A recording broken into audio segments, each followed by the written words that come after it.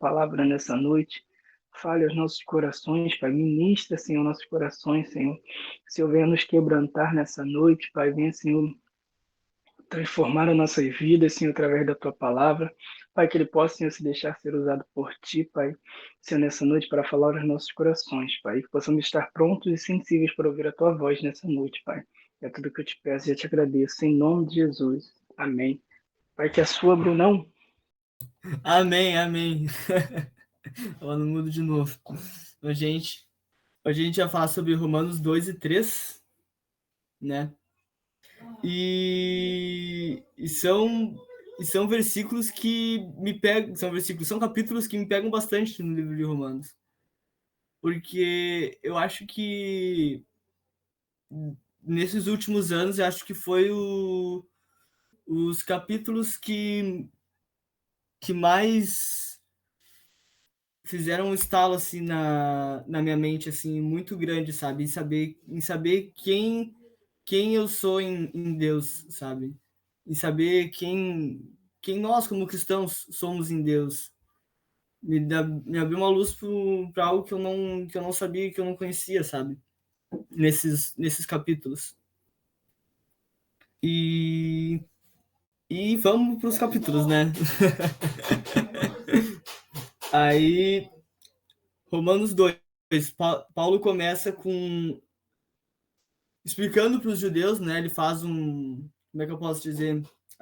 Aqui na NVT diz que que ele faz cadê? Como é que é o nome?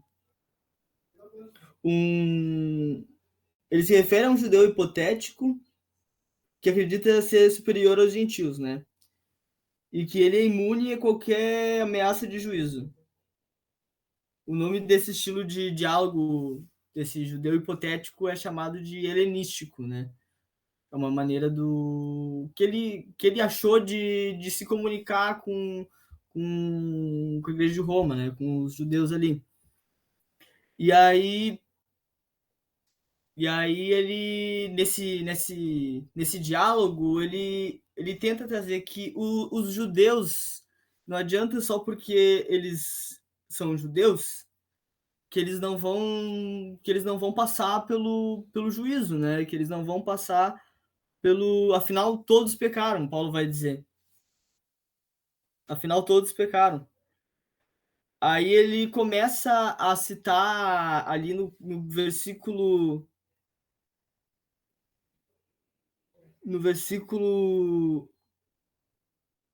acho que no versículo 3, no versículo 4. Não percebe quanto ele é bondoso, né? Explicando para os judeus, né? Não percebe o quanto ele é bondoso, tolerante e paciente com vocês. Não veem que essas manifestações da bondade de Deus visam levá-los ao arrependimento? Mas por causa do seu coração rebelde, você se recusa a abandonar o pecado. Deixa eu só tirar o som aqui. Você se recusa a abandonar o pecado,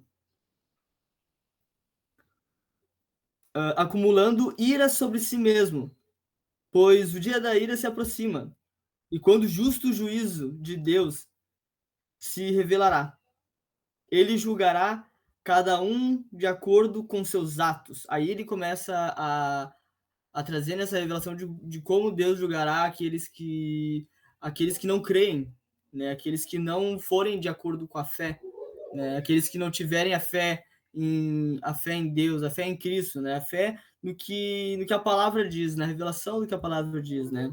Ele julgará cada um de acordo com seus atos, dará vida eterna àqueles que, persistindo em fazer o bem, buscam glória, honra e imortalidade. Mas ele vai dar ira, ele vai dar vida eterna àqueles que persistindo em fazer o bem buscam glória, honra e imortalidade, mas ele derramará a ira e a indignação sobre os que vivem para si mesmo, que se recusam a obedecer à verdade e preferem entregar-se a uma vida de perversidade. A todos que praticam mal, ele trará aflição e calamidade, primeiro para os judeus e também para os gentios, mas a todos que fazem o bem. Primeiro para os judeus e também para os gentios. Mas a todos que fazem o bem, ele dará glória, honra e paz. Primeiro para os judeus e também para os gentios, pois Deus não age com favoritismo. Assim, todos os que pecarem, mesmo não tendo a lei escrita de Deus, serão destruídos. E todos que pecarem estão sob a lei de Deus, de acordo com essa lei, serão julgados. Pois os simples atos de ouvir a lei não os torna justos diante de Deus, mas sim a obediência à lei que nos torna justos aos olhos dele. Aqui nesse, ele ainda não traz a revelação de Cristo aqui, mas olhando para esses versículos, a revelação de Cristo é nítida quando Paulo cita essas palavras. A obediência à lei. Cristo é a pedra em carne, a pedra angular. Ele é a pedra em carne, sabe? Cristo é a pedra em carne. É a lei de Deus, sabe? A pedra em carne, sabe? E somente a obediência a tudo que Cristo disse, não negando a lei, sabe? Não deixando a lei de lado, mas amando, sabe? Amando cada vez mais e obedecendo cada vez mais, sabe? Porque com amor com amor a gente consegue suprir, a gente consegue obedecer toda a lei, sabe? Amando a Deus, amando as escrituras, a gente consegue obedecer toda a lei e exercer a fé. E aí ele vai dizer para os judeus que eles são hipócritas e por ensinar uma coisa e não viver aquilo que eles estão dizendo, né? Não viver aquilo que é para eles viverem de fato. Eles são, como é que o Paulo vai dizer aqui? Os gentios tem um peso enorme pro que os judeus estavam fazendo, sabe? Paulo vai dizer que os gentios blasfemam o nome de Deus por causa de vocês, por causa do povo judeu, por causa do povo que deixou Cristo de lado, sabe? Que não creu na mensagem que foi pregada. E acho que foi no versículo 28 do capítulo 2, Paulo vai dizer assim: por ser judeu exteriormente ou ser incircuncidado, não torna ninguém judeu de fato. Judeu verdadeiro é quem é no íntimo, e circuncisão verdadeira é a de coração, feita pelo Espírito e não pela letra da lei, recebendo assim a aprovação de Deus e não das pessoas. Nesse versículo aqui, que ele finaliza o capítulo 2, ele deixa claro mais uma revelação de Cristo, sabe? Mais uma revelação do que vai acontecer, do que iria acontecer, né? Do que já acontece hoje nos nossos dias, e aconteceu com a gente quando a gente aceitou a Cristo, né? A gente reconheceu a Cristo como nosso Senhor e Salvador, que é o Espírito, sabe?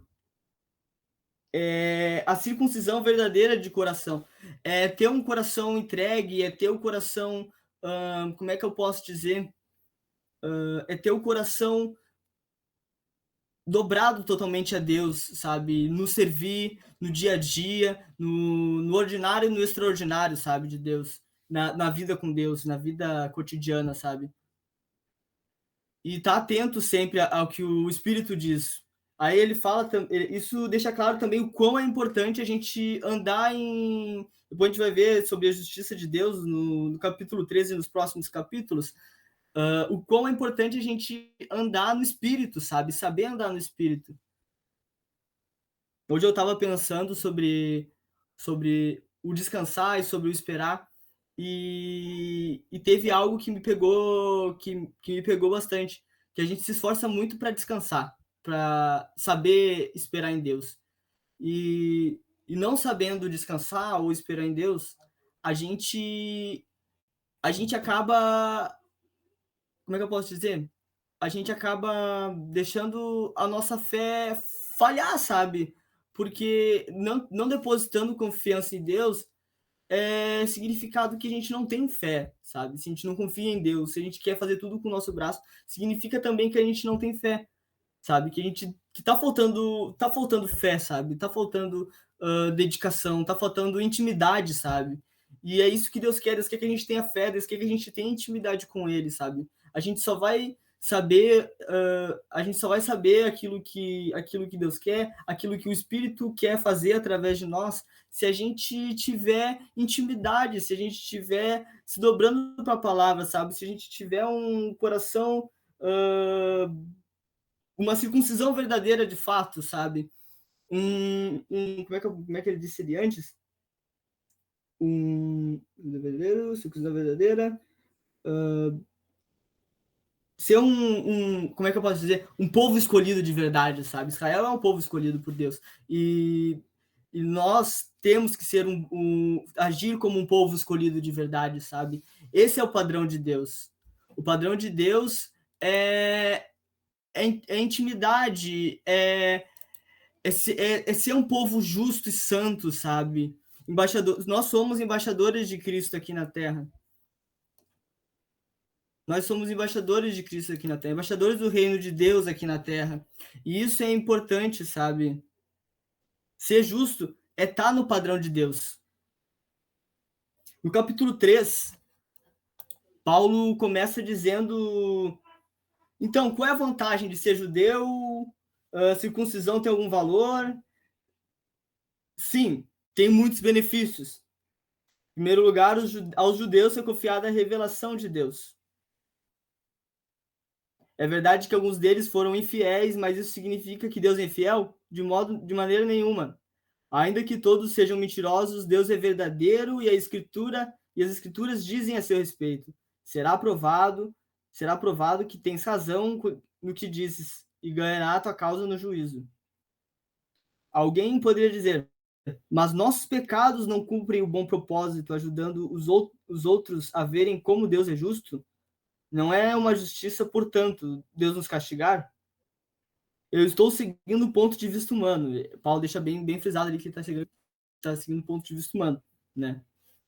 Claro que não. Se fosse assim, como Deus poderia julgar o mundo?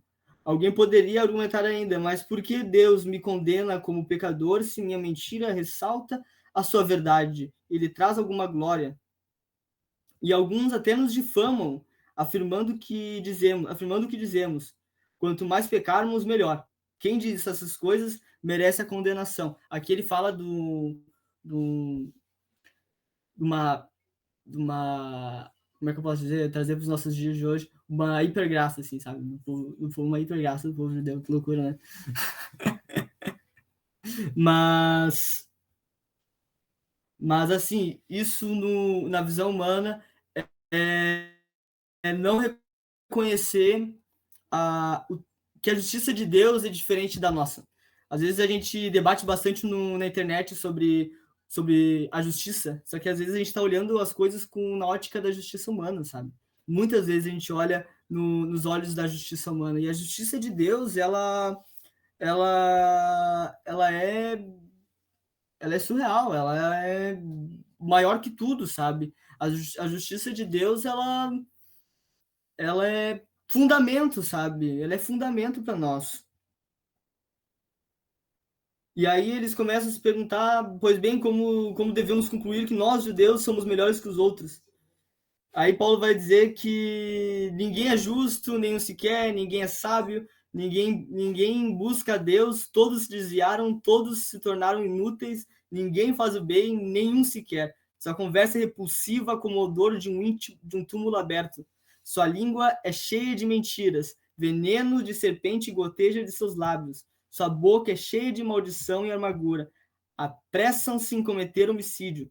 Por onde passam, deixam destruição e sofrimento.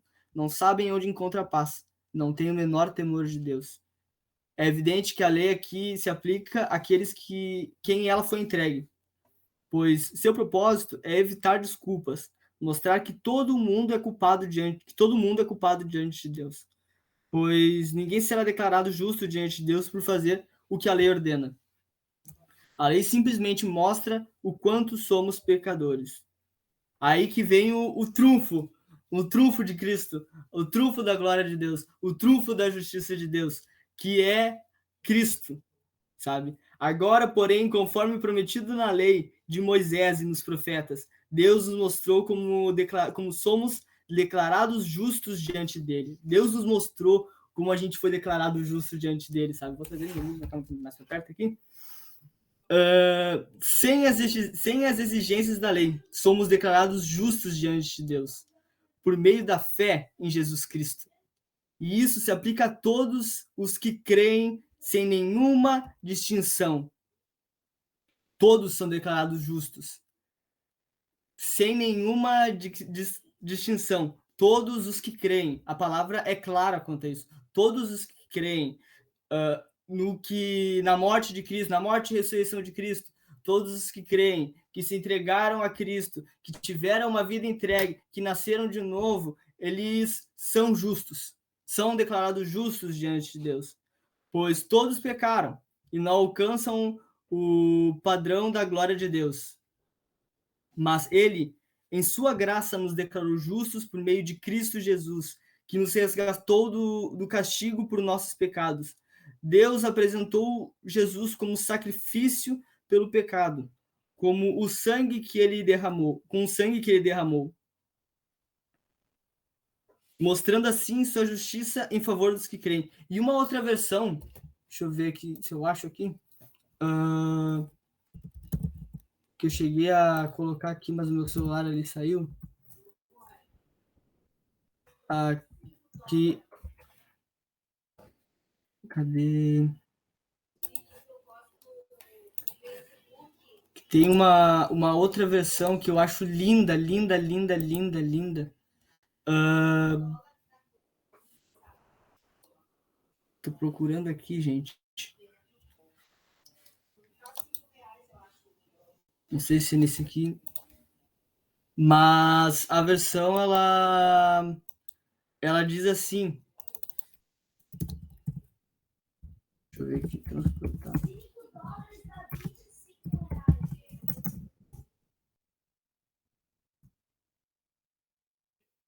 Aqui, tô achando. Aqui tem uma... Não é uma versão, é um outro capítulo que ele fala assim, que Paulo fala, que ele nos libertou do império das trevas e nos transportou para o reino do Filho do seu amor. Ou seja, a gente não está mais vivendo como pecadores. Nós não somos mais... Como é que eu posso dizer? Nós não... Peraí que me fugiu aqui. Como é que é mesmo? Eita. Aqui sim. Nós não somos mais um pecador. Nós não somos mais um, como é que eu posso dizer? O pecador, sabe? Nós não somos mais o ser pecador. Nós somos revelados e lavados pelo sangue de Cristo e nós nos tornamos justos porque nós cremos naquilo que Deus fez. Nós somos declarados justos por aquilo que Cristo fez, não pelo nosso braço, não porque nós fizemos, mas sim pelo amor de Cristo nós somos declarados justos. E ser justiça de Deus significa que a gente tem acesso a Ele, que a gente foi justificado. Deus não está bravo com a gente. A gente pode viver como um povo de justiça, sabe? Nós pecamos, sim, nós erramos algumas vezes, mas a gente deve confessar os nossos erros uns aos outros e deixar de lado, sabe? Deixar de lado, tentar evitar ao máximo não cair de novo. O sangue de Cristo nos purifica de todo pecado, nos purificou já de todo pecado, sabe? De todo pecado. E ele é o nosso advogado. E ele é o nosso advogado. É como se fosse... como é que eu posso dizer? Um carro, tá? Vamos pegar um exemplo aqui, bem figurativo, que eu tô querendo dizer. Se eu tô dentro de uma garagem, passo um ano dentro de uma garagem, eu sou um carro? Eu não sou um carro. Eu continuo sendo o Bruno. Eu continuo sendo o filho da minha mãe e do meu pai, eu continuo sendo filho de Deus, eu continuo sendo alguém que vive, não sou um carro. Por isso, se a gente peca, nós somos declarados justos, tá? E por isso que se a gente... Não estou dizendo para a gente viver no pecado, não é isso. Misericórdia, não é isso. A gente tem que se arrepender todos os dias dos nossos erros. A gente tem que se arrepender todos os dias e alcançar a misericórdia de Deus todos os dias, sabe? E nós temos que viver essa vida de arrependimento, essa vida de perdão todos os dias, sabe? Porque reconhecer que nós somos nada sem Deus é símbolo da justiça de Deus, também da justiça de Deus, sabe?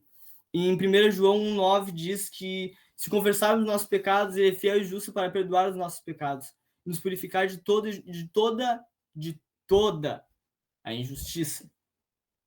Então, a Bíblia ela é clara quanto a algumas coisas, sabe?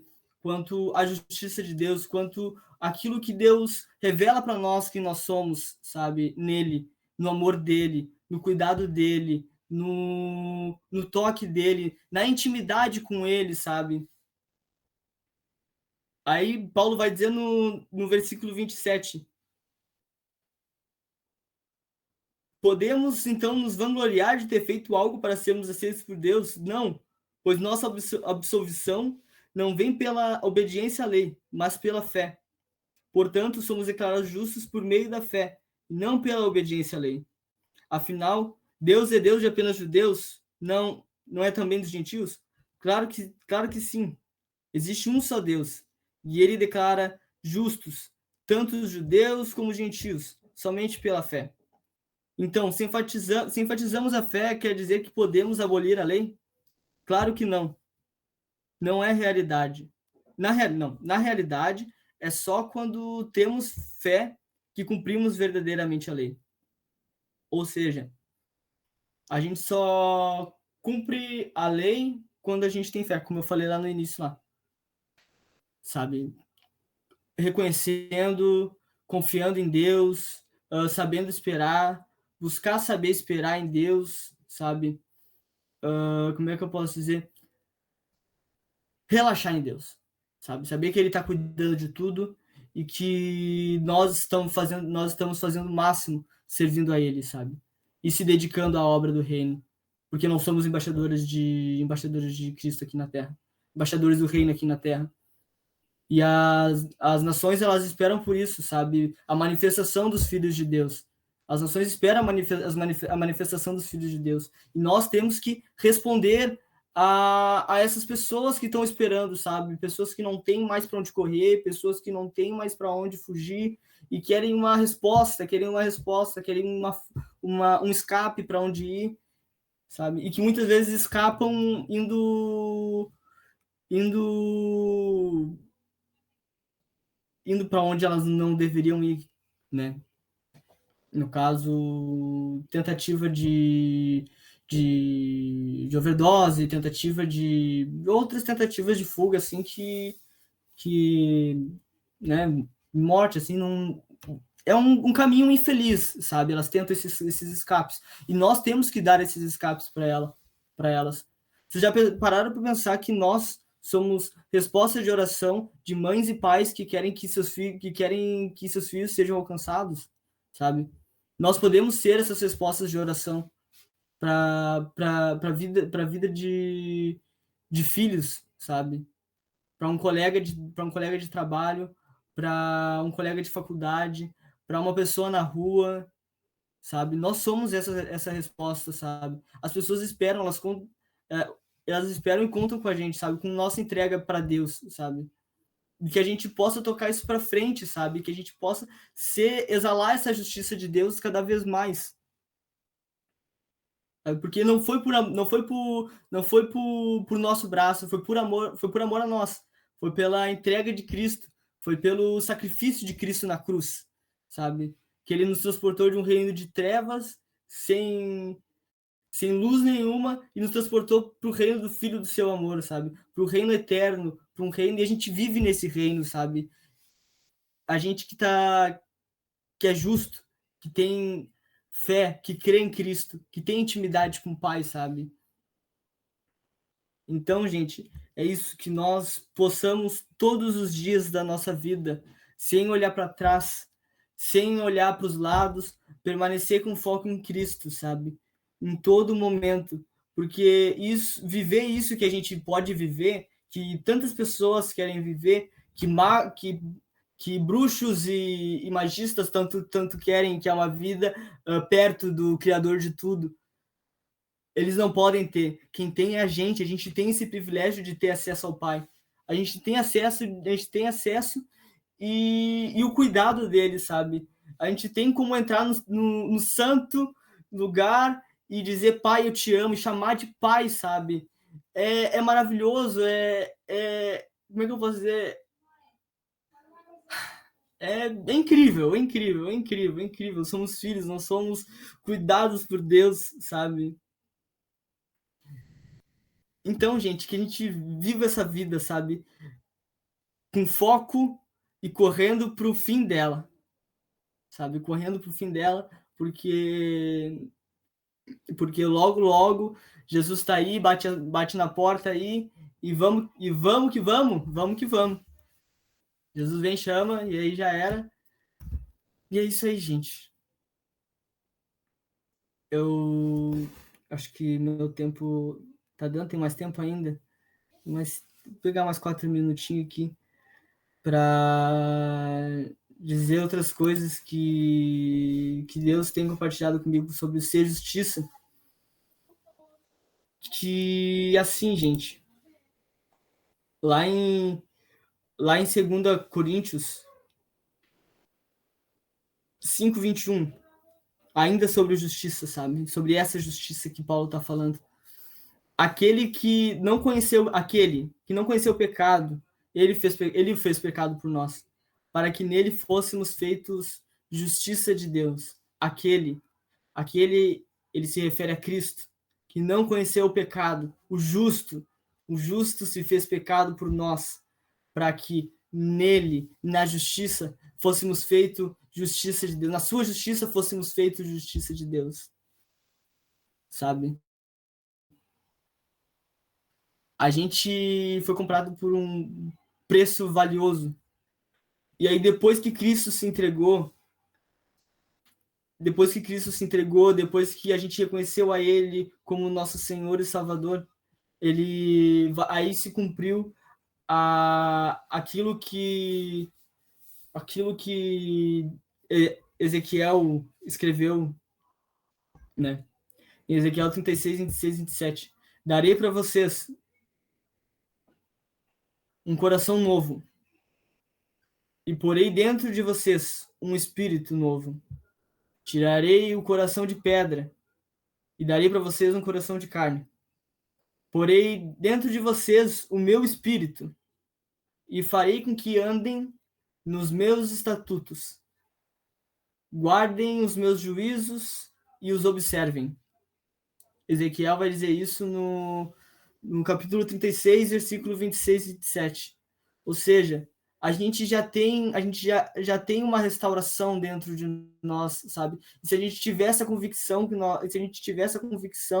de quem nós somos e o que aconteceu, entender o que aconteceu com a gente quando a gente reconheceu a Cristo como nosso Senhor, a gente vai conseguir fluir mais, sabe, em Deus, sabe? Muitas coisas vão ser destravadas, sabe? Muitas coisas são destravadas quando a gente reconhece isso, sabe? Que a gente tem um coração novo, que o espírito foi recriado, o nosso espírito foi recriado e que a gente não tem mais um coração de pedra, mas assim um coração de carne, um coração que sente, um coração que se apaixona, sabe? E que o espírito que tá em nós é o Espírito Santo. É o Espírito de Deus que habita em nós, sabe? Nós somos habitação, nós somos casa, nosso corpo não é mais nosso. Nosso corpo é para Deus. Por isso que a gente tem que viver uma vida de santidade também. Porque nada é nosso. Somos escravos do amor. Servos do amor. Eu não gosto de escravos, eu gosto de servos do amor. A Bíblia vai dizer escravos, mas eu gosto de ficar com servos do amor, sabe? Os servos do amor. Aqueles que amam e se apaixonam cada vez mais pelo Criador. Agora sim, deu para finalizar direitinho, deu para finalizar no tempo. Gente, o que eu tinha para essa noite era isso.